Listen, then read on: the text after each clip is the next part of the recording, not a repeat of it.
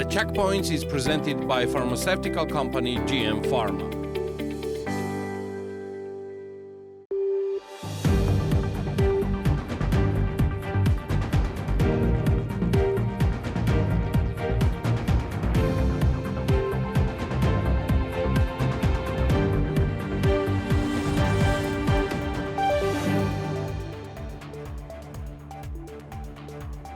In 2023, Georgia received 2.5 billion cubic meters of natural gas from Azerbaijan, the Minister of Energy of Azerbaijan wrote on social media X. According to Parviz Shahbazov, Azerbaijan increased its natural gas exports by 5.3% last year and supplied the exporting markets with a total of 23 billion cubic meters. The main exporting market is Europe, where 11.8 billion cubic meters of Azerbaijani gas was exported, of which Turkey received 9.5 billion cubic meters of gas, while Georgia received 2.5 billion.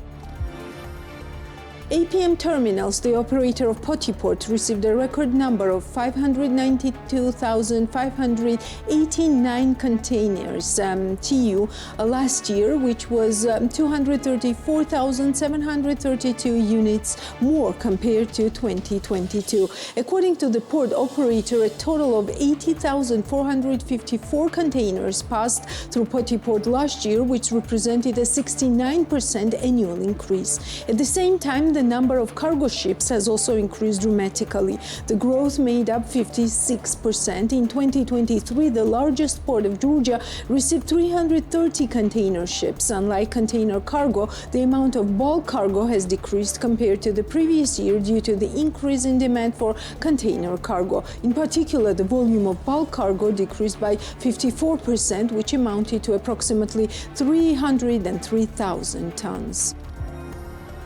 The Georgian Health Minister Zurab Azarashvili assured the public that the current seasonal virus surge in the country is common. There's no cause for alarm. Speaking to journalists after a government session, Azarashvili mentioned that the country had introduced the appropriate multi-component flu vaccine at the beginning of autumn, actively encouraging the population to get vaccinated through various campaigns. What is occurring in the country today is the typical seasonal outbreak of viruses. This is not exclusive to Georgia, but is observed worldwide. These viral infections tend to peak seasonally, typically at the end of January, but there is no need for alarm. The virus is primarily affecting children, but there is nothing extraordinary to panic about. Regarding vaccinations and flu vaccines, we currently have an adequate supply and anyone interested can receive the appropriate vaccinations, the minister said, responding to concerns about clinic overcrowding and potential bed shortages due to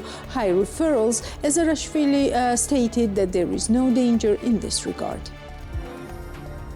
Tightened sanctions on constructions without permits or violation of permit conditions in cultural heritage protection zones take effect on January 11, Tbilisi Mayor Kahkakaladze announced at the municipal government meeting. Kahkakaladze said the fines increased in 2018 but did not prevent the construction with violations. Each case distorts Tbilisi's look and violates the rights of citizens. The acting sanctions did not turn out to be a restraint measure for some builders, he said.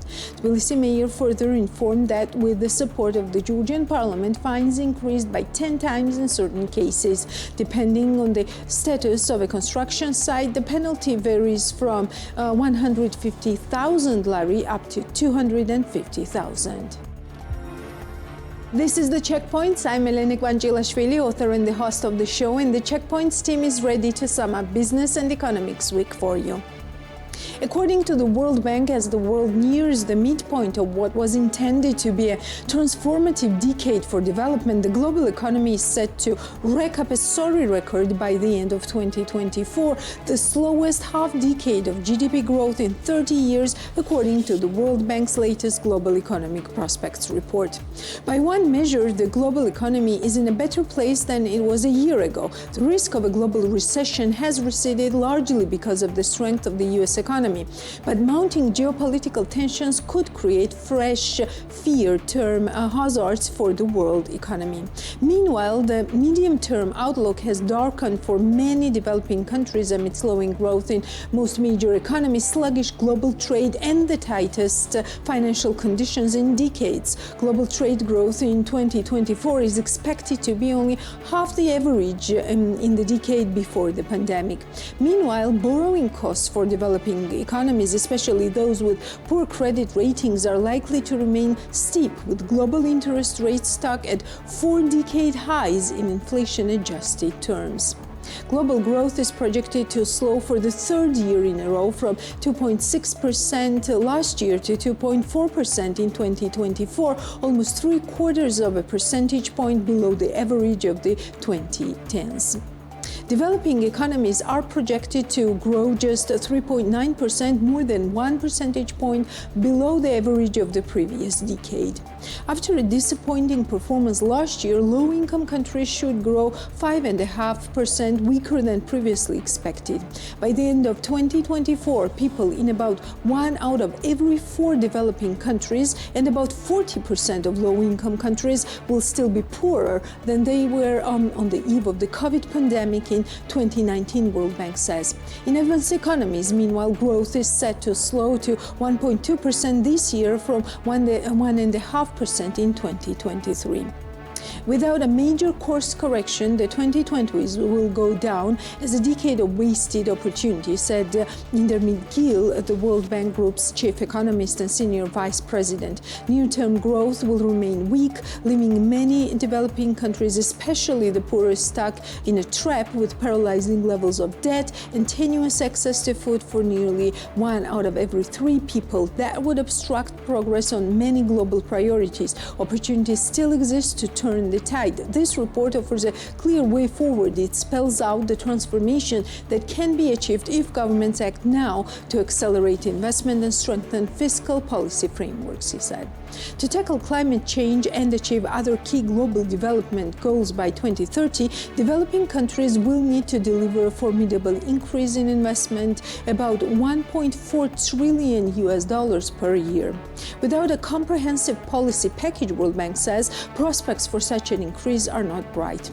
Per capita investment growth in developing economies between 2023 and 2024 is expected to average only 3.7%, just over the half the rate of the previous 2 decades.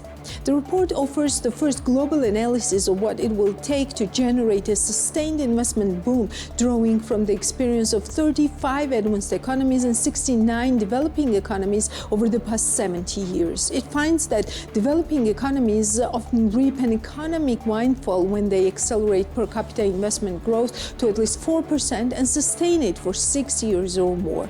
The pace of convergence with advanced economy income levels speeds up, the poverty rate declines more swiftly, and productivity growth quadruples. Other benefits also materialize during these booms. Among other things, inflation falls, fiscal and external positions improve, and people's access to the internet expands rapidly. Investment booms have the potential to transform developing economies and help them speed up the energy transition and achieve a wide variety of development objectives, said Ayhan Koze, the World Bank's deputy chief economist and the director of the Prospects Group. To spark such booms, developing economies need to implement comprehensive policy packages to improve fiscal and monetary frameworks, expand cross-border trade and financial flows, improve the investment climate, and strengthen the quality of institutions. That is hard to work, but many developing economies have been able to do it before. Doing it again will help mitigate the projected slowdown in potential growth in the rest of this decade, he said. The latest global economic prospects also identifies what 2/3 of developing countries' commodity exporters specifically can do to avoid boom and bust cycles. The report finds that governments in these countries often adopt fiscal policies that intensify booms and busts. When increases in commodity prices boost growth by 1 percentage point, for example, governments increase spending in ways that boost growth by an additional 0.2 percentage point. In general, in good times, fiscal policy tends to overheat the economy. In bad times, it deepens the slump, World Bank says. This pro-cyclicity is 30% stronger in commodity exporting developing economies than it is in the other developing economies. Fiscal policies also tend to be 40% more volatile in these economies than in other developing economies.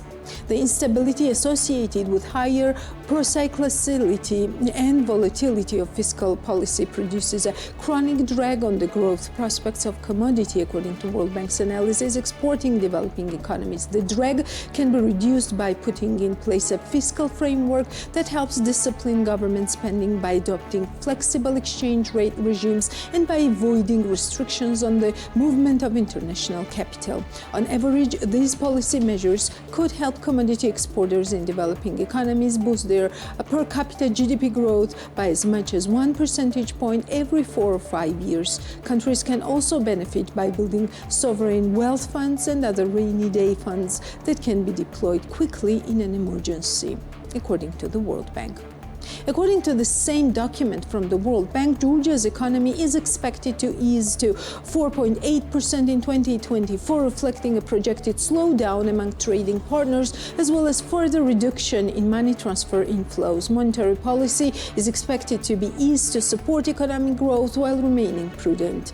Following double-digit growth in 2021 and 2022, growth in Georgia eased in 2023 while remaining robust at 6.5%. This is higher than originally forecasted, World Bank says. The rebound in private consumption coupled with continued recovery in tourism helped offset a decline in money transfer inflows. Inflation has declined sharply in 2023, driven by lower commodity prices, particularly for food and fuel, along with a strong Georgian lari. Inflation is expected to end the year below the 3% target rate. According to the document, while uncertainty remains high, risks to this outlook are broadly balanced. Region country forecasts for 2024 are as follows: Georgia 4.8% growth, Armenia 4.7% growth, Azerbaijan 2.4% growth, Turkey 3.1%, Ukraine 3.2%, Russian Federation 1.3% growth. Meanwhile, the foreign income of Georgia's IT sector has increased to a historical maximum. According to the NBG statistics, in 9 months of 2023, the IT sector of Georgia received an income of USD 608 million, which was 283 million or 87% more compared to the same period of 2022. The increase in the income of the IT sector is primarily related to the migration effect, during which thousands of Russian, Ukrainian, and Belarusian specialists moved to live in Georgia temporarily. Therefore, their activities are currently considered as IT services provided from Georgia. At the end of 2021, 30.6 thousand people were employed in the information and communication sector, and it increased to 39,000 in 2022. And as of the third quarter of 2023, it exceeded 45,500. Similarly, the average wages have also increased. If the salary in this sector was 2,000 lari in 2021, it increased to almost 4,000 lari in 2022, and in the third quarter of 2023, it even exceeded 4,000. However, the quarterly rates show a slowdown in the growth rate. The fact is that IT sector revenues were the largest in the first quarter of 2023 and stood at 231 million USD, which fell to 198 million USD in the second quarter and 178 million in third quarter, which is consistent with the gradual decline of migration, but overall the size and revenues of the sector is on a record scale. MABE, the largest bank in the Republic of Moldova, informed about the initiation of a succession process of the CEO. After a very prodigious period as CEO, Giorgi Shagidze will pursue new career opportunities and will end as CEO of the bank in June 2024 after almost 3.5 years in office. BMJ's Business Evening anchor Giorgi Aronia talked to Giorgi Shagidze about the bank's financial results and future plans. Let's watch the interview. Giorgi, hi. Thank you very much for your time. It's always a pleasure to talk to you whenever you are available in Georgia about MABE, about Georgian and Moldovan business and banking sector in general. Hi, good afternoon, and thank you for inviting me. And it's always a pleasure to be here and speak with you on the same. Georgi, let's begin by discussing 2023 year, which was very interesting, very different from other years. It was similar for, in a way, similar for Georgia, Moldova, and global banking sector, because we had high interest rates, we had high inflation, even though it's a bit better than it was in 2022, but still very high, historically high interest rates in the US, in the EU, etc. Based on all that and political factors such as Georgia receiving EU candidacy and Moldova starting accession negotiations with the EU, how good of a year, or how bad, what sort of a year was it for MAIB 2023? Sure, yeah, you said correctly. I think the 2023 was not very easy year, clearly, especially the start of the year with the high prices on energy and the related inflation and so on. However, I think it revealed even more opportunities for Moldova, and if we speak about Moldova, with the fact that it went to the accession negotiation stage with EU, which makes Moldova closer to EU, which actually creates access to additional funding to the country. It makes the environment more predictable. So I think overall the year was more with the opportunities for Moldova, especially if we look to the long term. From the perspective of the economy, I think the GDP for 2023 is forecasted to be around 1 and 1.5%, still positive, despite the very bad start or very challenging start in the first half of the year. And then it's also created quite good foundation for 2024 growth, which is expected to be between 4 and 4.5. Inflation now is about 6%. The base rate is already around 4.75%. So all these numbers basically say that 2024 will be very positive. What does EU accession negotiations mean for Moldovan banking sector and MAIB in general, in terms of the cost of lending, for example, in terms of different parameters that you as a bank manager look at? Yeah, of course. I mean, first of all, MAIB, or the banking sector, is the reflection of the economy. Obviously, you select the industries that are more reasonable from risk and reward perspective, but overall, the banking sector is still the part of the economy. And what the accession means for the economy is super many things. I think the predictability of the economic environment, access to up to 500 million stable, wealthy market. Moldova already exports 60 to 70% of its goods to Europe. Similar is the share of EU in import of Moldova. About 1.5 million Moldovans have European passports. So that means that on the ground, day by day, the integration is happening in parallel of the official process. From the perspective of accessibility of the financial resources as well, we just saw the few countries, and then if you use the Montenegro example, Moldova can access up to even 5 billion euro during this period of time. Now, obviously, this is not guaranteed. Again, if you use the Montenegro example on the same, this is a big number. So this economic well-being, the predictability, the growth, especially in the long term, and stability of the country is, of course, then is reflected in our customers, our ability to grow and so on. In addition, you are right, it has the direct impact on cost of capital, direct impact of liquidity and so on. Now, some more numbers on Moldovan banking sector. It's very resilient, very well capitalized, and with a very strong liquidity. And if you take the capital adequacy or liquidity numbers, it's the best across Eastern European and post-USSR countries. And this coupled with very low penetration of the banking sector, creates lots of confidence and room for the growth of Moldovan banking sector. What is MAIB's market share as of now? Well, if we speak about the loans, it's about 39%, 40% of market share. So it's quite big. In terms of deposits, roughly? In terms of deposits, it's about 35. I mean, Still high. All right. Back in 2021, when you became the CEO of MAIB, you had this vision that you've been executing ever since, which rests on roughly 4 pillars.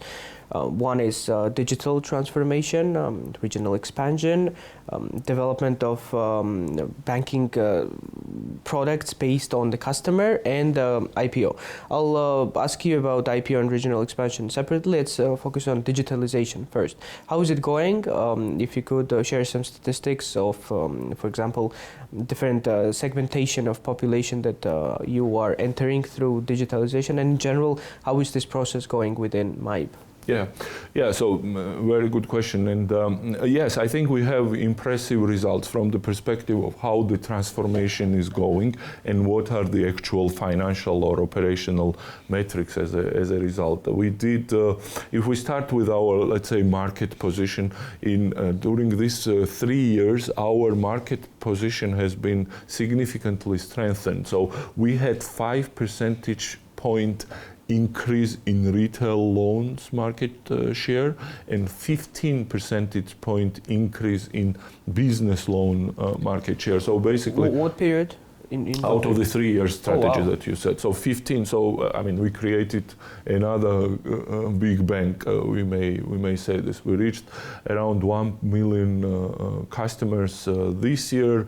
In terms of profit, it grew about 2.7 times, for example, if you exclude COVID year, but then if you include the growth, is even higher. Then from the perspective of digitalization, I think the numbers that we are very proud of is that firstly, each quarter the digital banking users grow 50% year on year, and 50% of our loans and 60% of our deposits are granted through mobile banking. So this is quite an impressive number in our reality. And we are still the bank with the large corporate loan book, SME loan book, and so on. So what I'm saying is that we are not neobank only with digital services. So this is very important. We did complete the first phase of transformation in agile banking mode, being inspired from many banks who've done it very well, starting with ING, and we've been learning much how ING did it and visiting the ING and so on. It significantly increased the customer experience, the employee engagement, and significantly reduced the time we need to deploy new product on the market. We went to new head office, which is a real landmark in the country and in the city, with the more open, agile style. So that basically further strengthens our culture.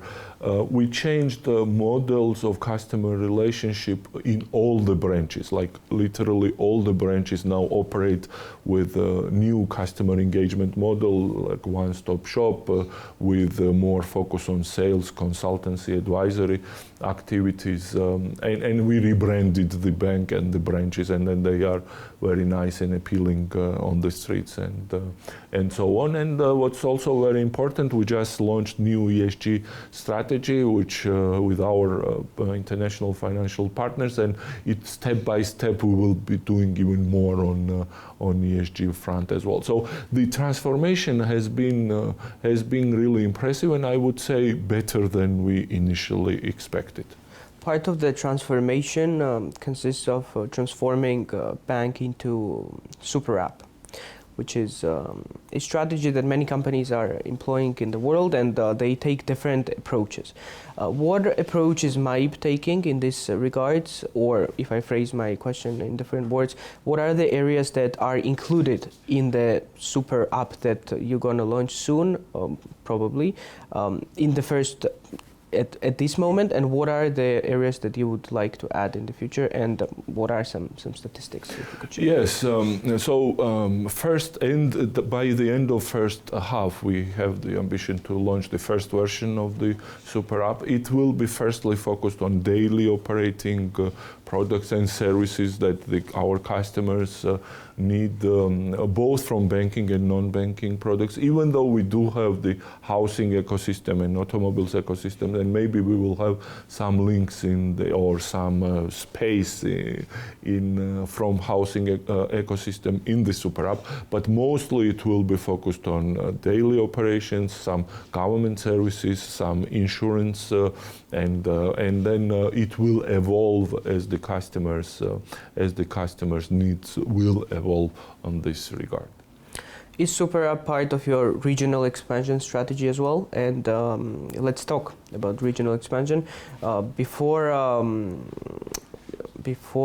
let's start with an IPO. You know, IPO is a big part of your strategy, and as I understand, and as I read in the MAIB's financial statement, the latest financial statement, IPO process has been stalled due to some regulatory details that need to be changed in Moldovan regulation.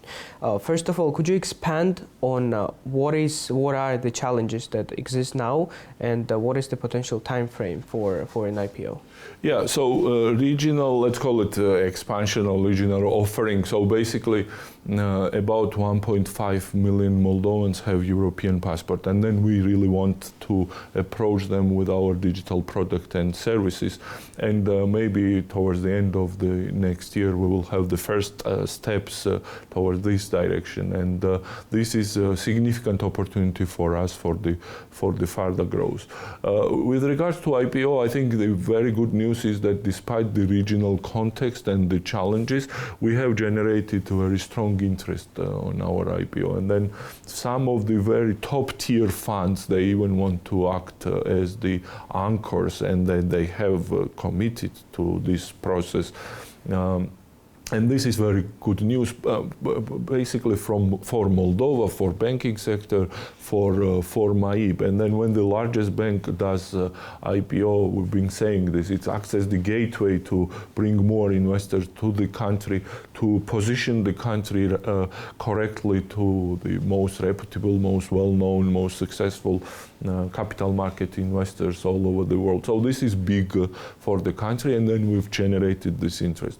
There is a law which needs to be changed for IPO to become practical. The law currently requires all the investors buying more than 1% to go through approval process, and clearly this is not practical. And then we need to see when this law will be changed. From today's perspective, it's difficult to tell you whether it will be changed in 1 month or 1 year, but it's going towards that direction. In fact, EU integration also implies that directly means that this law will be changed, because, for example, this threshold in the EU is about 10% in most of the countries. So step by step, we will see the improvement there. Why did you decide to make initial public offering on the Bucharest Stock Exchange and not, for example, London Stock Exchange, which is the hub for European IPOs in general, and especially you had experience with TBC Bank doing an IPO in London as well?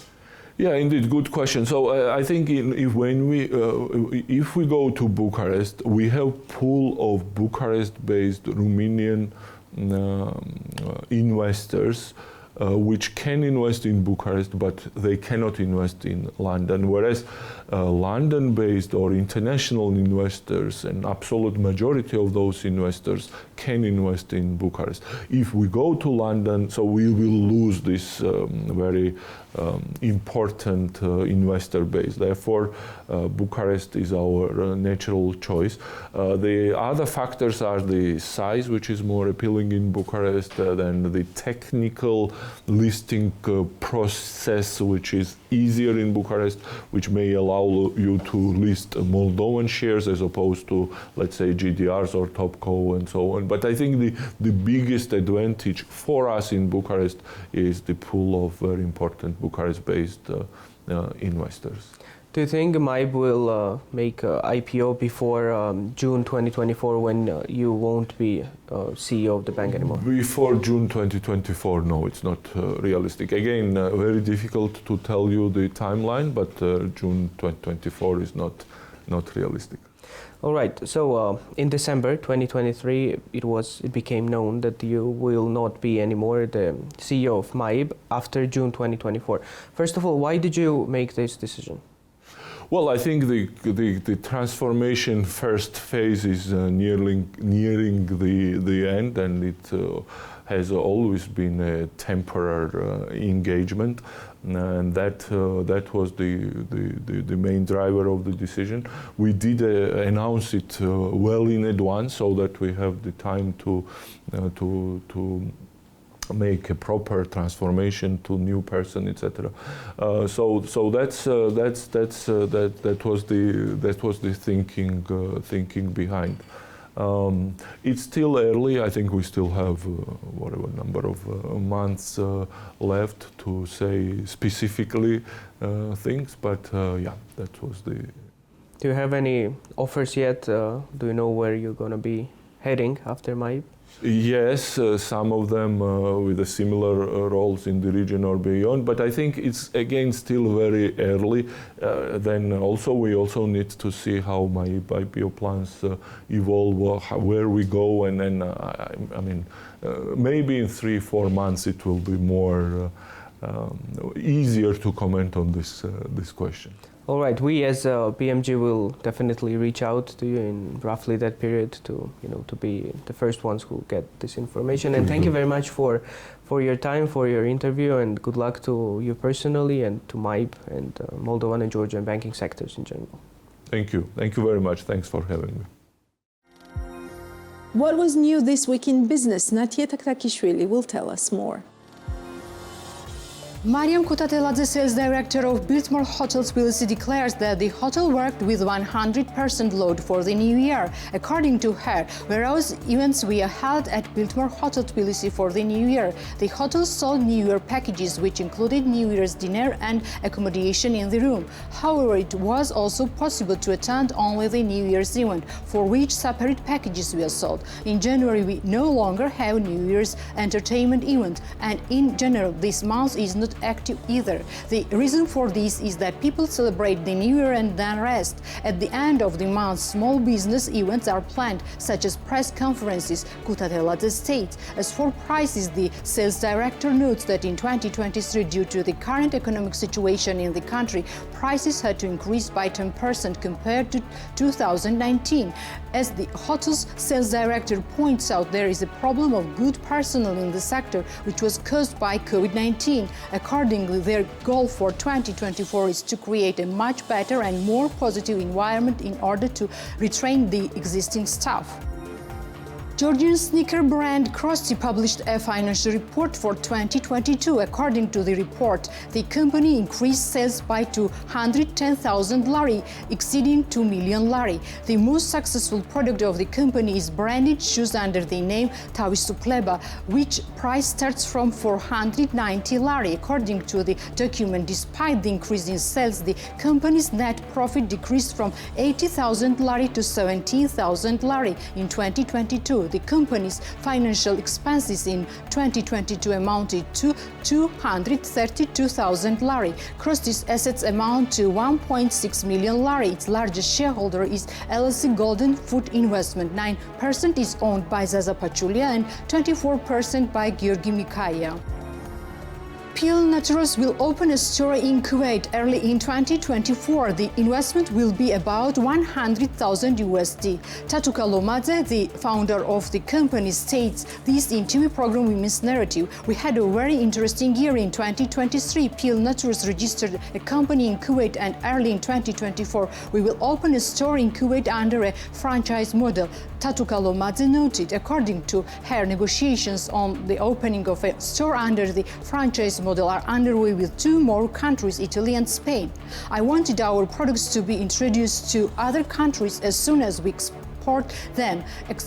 Preparations for export began in 2022, and we will bring the idea to an end in 2024, Tatu Kalomadze said. It's not yet known exactly how many people will be employed in the Kuwaiti store. However, according to the founder of Peel Naturals, they have a great desire to be Georgians and also members of existing team. Peel Naturals is a Georgian brand that produces natural cosmetics, which has been operating on the Georgian market for 7 years and offers its customers completely organic self-care products. The brand produces 150 types of products and currently operates at 10 locations. Agriculture Products Store 30 will open 2 more new facilities in Vake Saburtalo district in 2024. 30 co-founder Bidzina Gonashvili told BMDG about this, but he refrained to name the investment amount. According to him, the company's goal is to cover densely populated areas at the first stage. 30 already has 4 facilities and manages both sales and production spaces. At this stage, we are still expanding throughout Tbilisi. We are not planning to go to the regions yet. As you know, our products are for a high price segment, therefore we choose places where relatively high spending population lives, says Bidzina Gonashvili. The company says that the increased demand caused the expansion. As he notes, the awareness of the natural products is increasing on the part of Georgian consumers. 30 currently employs 130 people. Georgian fast food chain City Chicken will open 2 branches in Tbilisi this year. City Chicken founder Zaza Gelashvili told BMDG about it. According to him, if a stable situation is maintained in the country, 2 branches will be opened in neighboring countries in 2025. Our goal is to make our products available to as many countries as possible, based on the fact that 2023 turned out to be quite stable for the business and tourist flows increased as well. Our sales also grew, so we decided to expand. We will start from Tbilisi, then we will probably go to the regions. And if everything goes according to the plan, we will make Georgian fast food products available in neighboring countries as well, says Zaza Gelashvili. City Chicken has been operating in the local market for about 3 years. At this stage, City Chicken has 2 restaurants throughout Tbilisi and offers customers fried crispy chicken bars, wings, rolls, and other products. Gigeti Farm, while located in Gigeti, plans to expand its exporting market. At this stage, 8 types of wine are produced under the brand Gigeti Farm Wine. As the founder of the winery, Rezo Vasadze, told BMDG, the farm produces both query wine made by the traditional Georgian method as well as wine in oak barrels. According to him, the farm belongs to small-scale wine production and produces over 80,000 bottles of wine per year. This year, we exported 3,600 bottles of wine to America for the first time, and 600 bottles of wine went to Germany. At this stage, we have negotiations with Poland and Italy, and we assume that there will be a demand for 600 to 3,000 bottles. The farm is located on 12 hectares and includes cafes, hotels, and horse stables. A winery factory is located in the same area. As for the vineyards, I have leased them in Kakheti, Gurjani, and Tel Aviv. If necessary, additional purchases are made from local farmers, says Vasadze. According to him, at this stage, only 2 people are employed in the wine industry. The winery Gigeti Farm Wine, located in Gigeti, is operating for 2 years. The farm combines a hotel and a cafe. About 1.5 million lari was invested to develop the farm. The company Badagoni plans to open in the hospitality direction. As the founder of the company, Georgi Salagaya, told BMDG, the company currently owns 1 hotel in the capital city of Tbilisi and plans to open new facilities as well. According to him, at this stage, the construction of a hotel complex is underway in Kakheti near Alaverdi Monastery, and another hotel is be built in Shuamta in Kakheti is in the process of issuing a permit. The new hotel with 38 rooms located next to Alaverdi Monastery will be opened in November next year. Its total investment will be 12 million lari and it will function under the Alaverdi Resort brand. The construction of the hotel has been going on for 2 years and we expect to open it soon. This will be a pilgrim hotel depending on the location, said Salakaya. In addition, the construction of the third hotel is planned, which will be located in Kakheti in the area of Shuamta. It is expected that all current bureaucratic processes will be completed for February of the next year. The hotel will consist of 84 rooms and its total investment will be 60 million lari. The hotel will function under the brand Shuamta Resort and it will be built within 3 years. It should be noted that both hotels will be 5-star and will meet all standards in terms of energy efficiency. It's planned to employ a total of 100 people in both hotels and most of them will be locals. Wine cosmetics manufacturing company Zarbazani Cosmetics started supplying hygiene products to hotels in the local market last year as the commercial partner and director of the company, Nana Davitadze, told BMDG. The company has entered 50 hotels in Tbilisi, Gudauri and Batumi. They plan to increase this number to 200 this year. According to her, the Georgian hotel business has a positive attitude towards the local production and they don't refuse to replace imported products with local ones. In 2024, it's planned to enter the hotels of Kakheti and Imereti. Negotiations are already underway and we are waiting for the stocks to run out to deliver our products. It should be noted that we don't have a competitor in this direction, despite the fact we enter with minimum margin. We produce 100% natural products, Davitadze says, according to her. This year, the company plans to develop in this direction and add new products. As for sales, at this stage, Zarbazani Cosmetics are sold in pharmacy chains in the local market. In total, they are represented at about 200 facilities. In addition, online sales are also active. Zarbazani Cosmetics is a wine cosmetic enterprise which was launched in November 2021 with an investment of $500,000 lari. The company makes such products from wine as shampoo, shower gel, massage oil, liquid and solid soap and other hygiene products. In spring 2024, the family Hotel Ushba will open another new hotel. As the founder of the hotel, Tea Georgioliani, told BMDG, the hotel is being built in compliance with all standards and will be energy efficient, which will satisfy at least 3 stars. We obtained a grant from the agency Enterprise Georgia and also took a bank loan to start construction. At this stage, the construction process is underway and next year the hotel will be ready to host the guests. A 31-room hotel will be able to host over 62 people. The cost of accommodation will be 160 lari per night. As for the investment, it's 5 million lari, said Georgioliani. In addition to the hotel plans to develop in the direction of agriculture and create a micro farm, since finding products in the region is still a challenge. We expect 5.4% economic growth in 2024, Galten Taggart economist Lasha Kaftaradze told BMG. According to him, earlier Galten Taggart predicted economic growth of 5%. However, after Georgia received the status of a candidate country for the European Union, this scenario was revised and now they expect economic growth of 5.4%.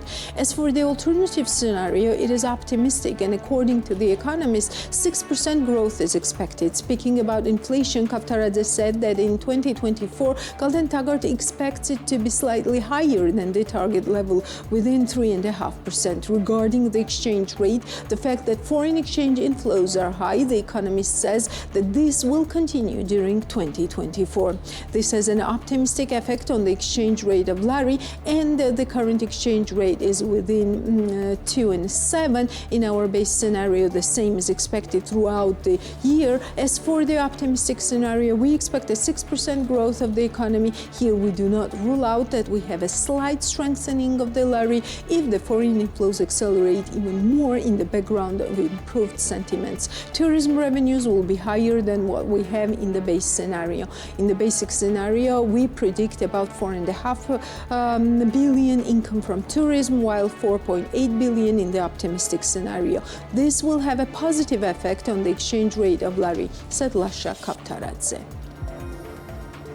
TBC Capital published a weekly update from the chief economist. The document reads that increased service exports and the seasonality drove Georgia's positive current account balance in the third quarter of 2023, adding that IT exports maintained a high share alongside with traditional tourism and transportation sectors, and November GDP growth was also decent, standing at 5.9%. According to the report, slight lari appreciation despite some contradictory factors once again enables TBC Capital to conclude that net currency inflows were strong in December as well. Low overall inflation persists while domestic and service measures remain close to target. Credit activity continues improving both in nominal and real terms, with the latter climbing to 16.1% year over year. Credit and deposit currency composition are not lari supportive, probably resulted from still persistent seasonal depreciation expectations. Namely, on the contrary, holding of Georgian treasury securities by non-residents remained flat in the last 3 months after declining previously. As for the NBG, in contrast with the 77.5 USD million monthly average sales in September, October, the central bank intervened in the market by selling only a very modest 14.7 million USD in November.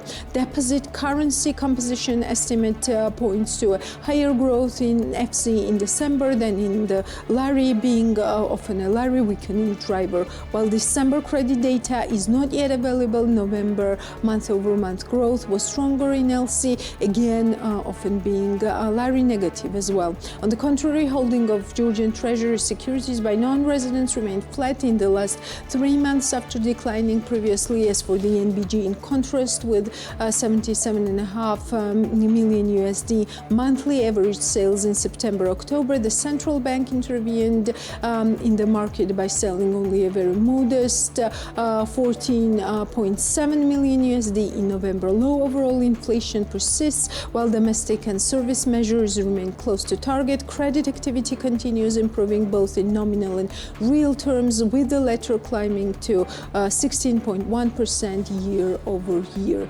Such is the TBC the chief economics predictions and analysis. It's high time to check out our weekly economic news and outlook. Under the leadership of Prime Minister of Georgia, Irakli Garibashvili, a meeting of Cabinet of Ministers was held in the government administration. The press service of government disseminates the information. According to their reports, the members of the government discussed 3 issues, among which was the draft decree of Government of Georgia on the approval of the targeted state program for the resettlement of homeless large families in difficult living conditions. Within the framework of the program, the state will provide living space to 1,000 families in difficult living conditions. The total budget of the program is 50 million lari. The goal of the program is to support socially vulnerable homeless families with many children and create decent living conditions for them. The beneficiary of the program can be a family with 3 or more minor children, all members of which are registered in the Unified Database of Socially Vulnerable Families of Social Service Agency. The program can be used by families whose members are not registered in the Single Electronic Database of IDPs, Eco-Migrants and Livelihood Provision Agency. Also, if the homeless family members has not already received a living space from the state or appropriate monetary compensation for purchasing a living space. After evaluating these and other criteria, the relevant commission will decide on the issue of housing the families. The program will last until the end of 2025. The resettlement of the families will be carried out in many administrative territorial unit of Georgia. It's mentioned in this spread information. Georgian Health Minister Zura Bazarashvili on Monday said the ministry was ensuring daily monitoring of oncological and other medical drugs in the domestic pharmaceutical market. According to the minister, pharmaceutical companies will fined 35 million lari for conspirating to keep artificially inflated prices on oncology medicines funded within the state program, a decision they could appeal in court. As he noted, special bases had been carried out for the purpose of monitoring the ongoing prices of the drugs. The fact is quite clear of concentrated actions of these companies against our country to pay much more money from the budget based on artificially increased prices, he said. Azarashvili added in the violations meant consumer had been left without medicines as the 3 and 4 times increased price had resulted in premature expenditure of limited state funds designated for the medicines. He said he hoped the strict response from the authorities would mean violations of the kind would not be repeated, and added provision of oncological medicines had begun to be gradually taken over by the state from this year. Over 12,000 employees of Tbilisi public kindergartens will receive wages increased by 15% from this month, Tbilisi Mayor Kahakaladze announced at the municipal government meeting. These are people engaged in crucial time-consuming and responsible work. Their salaries are very low, therefore the decision was made to increase their pay by 50%, Kaladze said. Upon the decision of Georgian government, wages from employees of public institutions increased by 10% in 2023. Late in 2023, passenger flow at Tbilisi International Airport exceeded the indicators of 2022 and 2019. TAV Georgia, the operating company of Tbilisi and Batumi International Airports, explains that in December 2023, Tbilisi International Airport served 303,000 passengers, which was 37% more than the data of the same month of 2019, and compared to the data of December 2022, it was a 60% increase. As for Batumi Airport, the airport served 28 passengers in the same period, which was 13% less than the figure of same month last year and 9% more than the data of same period of 2019. Georgian Health Ministry started issuing medicines for patients diagnosed with cancer. Beneficiaries of the state health care program will receive the needed amount of Swiss-produced medication for free. Georgian Health Ministry purchased 13 medicines for oncology disease from Roche, a leading pharmaceutical company. The Health Ministry signed a contract with Roche in November 2023 and continues negotiations with other leading pharmaceutical companies to make medicines more accessible for Georgian patients. Additionally, the Ministry of Health has broadened the range of medications available for chronic illness and has allocated a large budget to the program. This will enable up to 400,000 individuals to receive full financial coverage for their chronic disease treatments. Georgian Post claims that rates have increased by 15% on average. Georgian Post responds to the targeted campaign against the company in the media and social networks on the change of tariffs. The company explains that the tariff have increased by 15% on average due to the economic conditions and capital expenditures required to implement quality postal service by good international standards. However, we emphasize that Georgian Post continues to operate with the lowest rates in the market. It said in a statement of the post office. The cost of delivery of up to 2 kilogram parcels to the address has increased from 8 lari to 19 lari. If the consumer decides to take parcel from the service center, he has to pay 14 lari. According to 2022 financial report of Georgian Post, the company's income decreased by 23 million lari in 2022, amounting to 71 million lari. In addition, the loss of Georgian Post also increased in 2021. It was 1.1 million lari. In 2022, the loss reached 12 million lari. Kakakaladze, the mayor of Tbilisi, on Wednesday said the Georgian capital had never had a budget like the 2024 financial plan that involves spending 1.96 billion lari for needs of the city. Kaladze explained the city hall had carried out some funds from work started last year into the new plan to comprise the figure, and added last year's budget had been fulfilled by 95%, while revenues were exceeded by about 100 million lari. Based on all these, 2024 budget, which had been approved in the amount of 1.96 billion lari, which will allow us to implement more important and successful projects for the city. I promise you that 2024 will be even more impressive for our city, he said. The mayor said representatives of relevant services of City Hall would work together with deputies of the City Council in distributing the funds in specific direction. And that's all for today. Till next Sunday, take care.